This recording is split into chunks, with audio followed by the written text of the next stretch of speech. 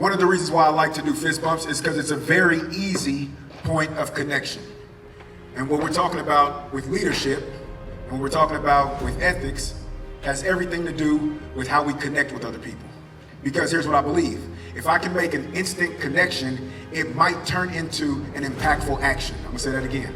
If I can make an instant connection with a fist bump, it might turn into an impactful action. So I want to encourage each and every one of you to look for opportunities to fist bump or handshake. As leaders, we must listen well. You must listen well because when you listen well, you receive the information.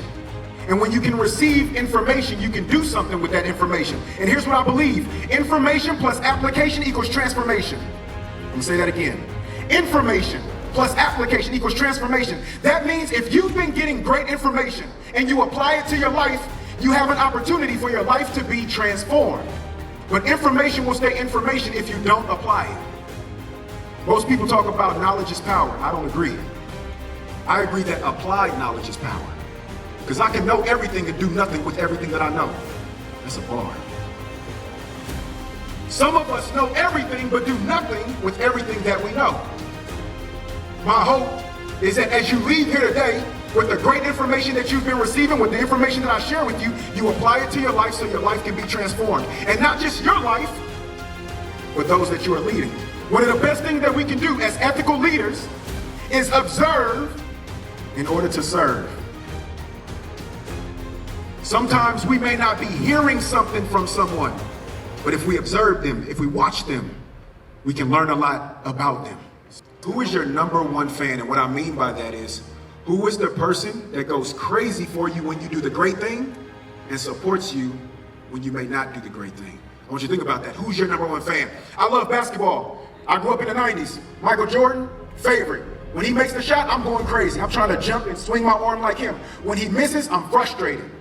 I really felt like I was his number one fan. But my question to you is, in your life, who's that person? Who is your number one fan? I don't want you to say it out loud, but I want you to identify it in your heart. And if you don't have a number one fan who goes crazy for you when you do great and encourages you and supports you when you may not do great, come talk to me. Because until we find somebody for you, I'll be that person. See, when I talk about what's on my shirt, dominate your day, it simply means bringing the very best you to every moment, second, minute, hour of every day, every week, every month, every year, for the rest of your life. Because if you don't, not only will you be doing yourself a disservice, but you'll also be doing a disservice to those people who are counting on you. Every single day, I'm always looking for a way to add value to people. Every day. The best way I can do that is by communicating. The way that I communicate to add value to you, is by asking quality questions.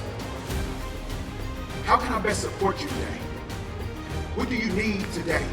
As leaders, one thing that I was taught is that gratitude is the greatest attitude. Gratitude is the greatest attitude. You might be having a terrible day, but if you can find one thing to be grateful for, that one thing may spark something great in you.